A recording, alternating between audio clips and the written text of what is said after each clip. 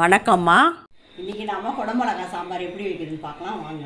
2 குடமிளகாய் எடுத்து நறுக்கி வச்சுருக்கேன், 2 வெங்காயம் எடுத்து நறுக்கி வச்சுருக்கேன், 2 தக்காளி நறுக்கி வச்சுருக்கேன், ஒரு 5 பல்லு பூண்டு எடுத்து நசுக்கி வச்சுருக்கேன், கொஞ்சம் கருவேப்பிலை கழுவி வச்சுருக்கேன், 100 கிராம் பருப்பு வேக வச்சு கடைஞ்சி வச்சுருக்கேன், ஒரு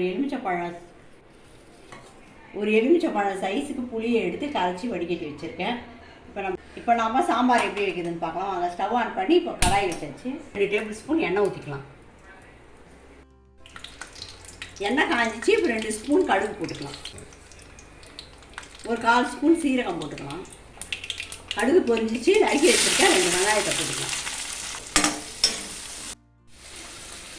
வெங்காயம் வதங்கிறதுக்கு ஒரு 1/4 ஸ்பூன் உப்பு போட்டுக்கலாம்.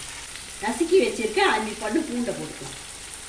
வெங்காயம் வதங்கிடுச்சு. நறுக்கி வச்சுருக்கேன் 2 தக்காளியை போட்டுக்கலாம். அதுக்கப்புறம் குடமிளகாவை போட்டுக்கலாம். 2 குடமிளகாய் நறுக்கி வச்சுருக்கேன் 2 குடமிளகாய் போட்டுக்கலாம்.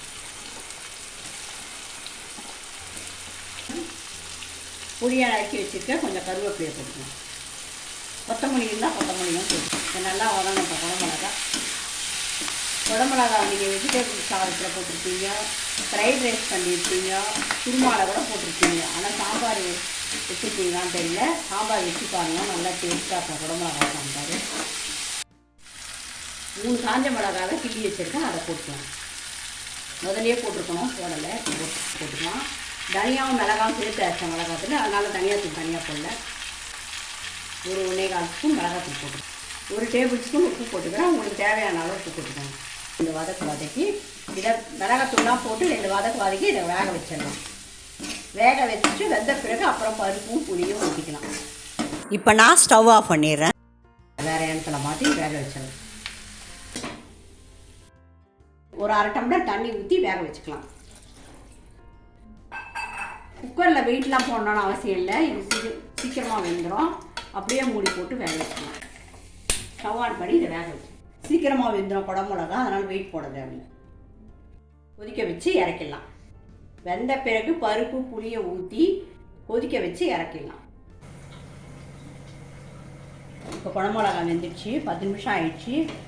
10 நிமிஷம் வேக வச்சா போதும், குடமிளகா வெந்துடும். வேக வச்சு கடைஞ்சி வச்சுருக்கேன் 100 கிராம் பருப்பு இதில் ஊற்றிடும்.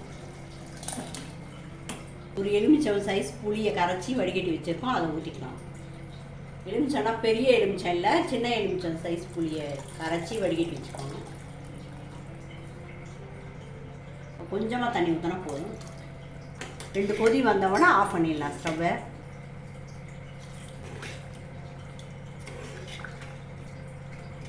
சாம்பார் 2 கொதி வந்துடுச்சு. ஸ்டவ் ஆஃப் பண்ணி இப்போ இறக்கிடலாம். இந்த வீடியோ பிடிச்சிருந்தா நம்ம சேனலுக்கு சப்ஸ்கிரைப் பண்ணி சப்போர்ட் பண்ணுங்கம்மா. நன்றி, வணக்கம்.